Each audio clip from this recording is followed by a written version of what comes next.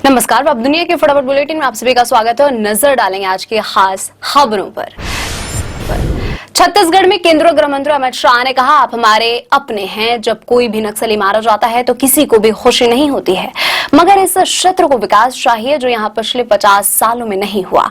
कहा, बस्तर से नक्सलवाद खत्म होने की कगार पर, नक्सल मुक्त गांवों को 1 करोड़ देने का ऐलान।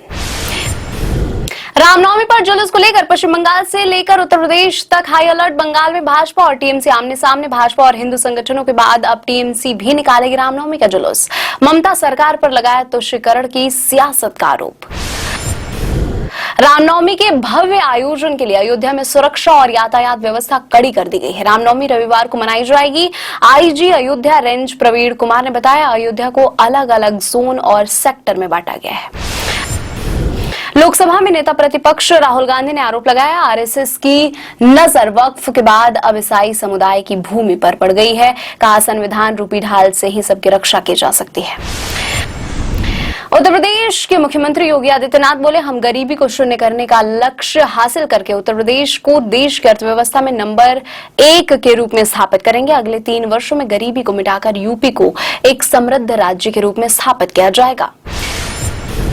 प्रधानमंत्री नरेंद्र मोदी को श्रीलंका के राष्ट्रपति अनुरा कुमार दिसानायके ने द्विपक्षीय संबंधों को बढ़ावा देने में उनकी भूमिका के लिए मित्र विभूषण पुरस्कार से सम्मानित किया।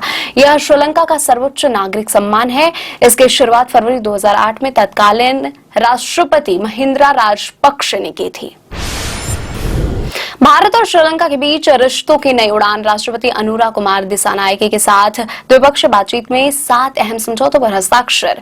भारतीय मछुआरों की रिहाई की भी मांग। वक्फ संशोधन बिल पर संसद में समर्थन को लेकर नीतीश की पार्टी जेडीयू में छिड़ा घमासान। पटना में पार्टी की प्रेस कॉन्फ्रेंस में भिड़े पार्टी के नेता। बिल का विरोध करने वाले नेता को मीडिया से बातचीत करने से रोका। वक्फ संशोधन बिल पर जारी है सियासत। मुस्लिम संगठनों ने राष्ट्रपति से मांगी मिलने की मंजूरी।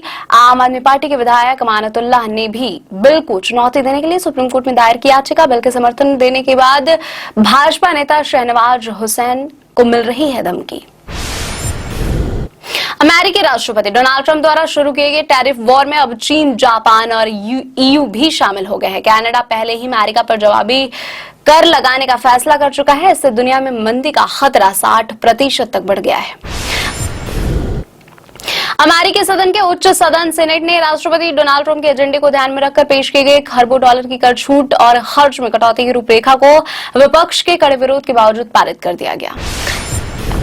छत्तीसगढ़ के प्रतिबंधित भाकपा माओवादी के 86 सदस्यों ने शनिवार को तेलंगाना के भद्राद्री कोठा गुंडेम जिले में पुलिस के सामने आत्मसमर्पण कर दिया है। नक्सलियों ने हिंसा का रास्ता छोड़कर शांतिपूर्ण जीवन जीने का फैसला किया है।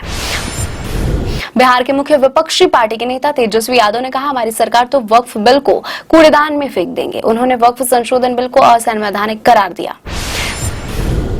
छत्तीसगढ़ के दंतेवाड़ा जिले में शनिवार को हुई एक सड़क दुर्घटना में केंद्रीय गृह मंत्री अमित शाह के कार्यक्रम में शामिल होने जा रहे 30 लोग घायल हो गए। पुलिस ने बताया, जिले के पालनार गांव के करीब एक पिकअप वाहन के पलटने से यह हादसा हुआ। मौसम विभाग ने राजस्थान के अनेक भागों में तीव्र गर्मी पड़ने और लू चलने की चेतावनी जारी कर दी है। राज्य में इस समय अधिकतम तापमान सामान्य से 1 से 4 डिग्री सेल्सियस अधिक बना हुआ है। राज्य में सबसे ज्यादा तापमान बाड़मेर में 42.7 डिग्री दर्ज किया गया।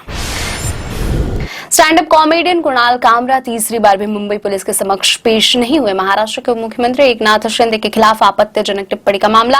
मद्रास हाईकोर्ट ने कामरा को 7 अप्रैल तक अग्रिम जमानत दी है।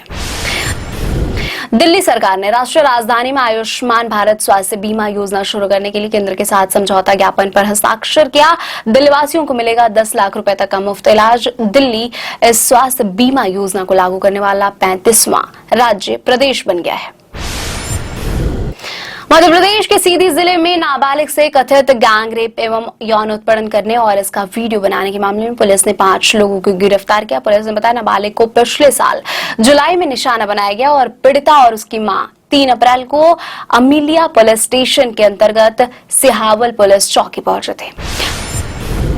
मनोज कुमार का राजकीय सम्मान के साथ हुआ अंतिम संस्कार। बेटे कुणाल गोस्वामी नीति मुखाग्नि। 6 अप्रैल को मनोज कुमार के परिवार ने रखी उनके आत्मा की शांति के लिए प्रार्थना सभा। 4 अप्रैल को मनोज कुमार ने ली थी 87 वर्ष की उम्र में अंतिम सांस। रजनीकांत की फिल्म कूली की रिलीज हुई डेट अनाउंस। 14 अगस्त को सिनेमाघरों में रिलीज होगी फिल्म। लोकेश कनगराज कर रहे हैं कूली का निर्देशन। फिल्म में आमिर खान भी कैमियो करने आएंगे नजर।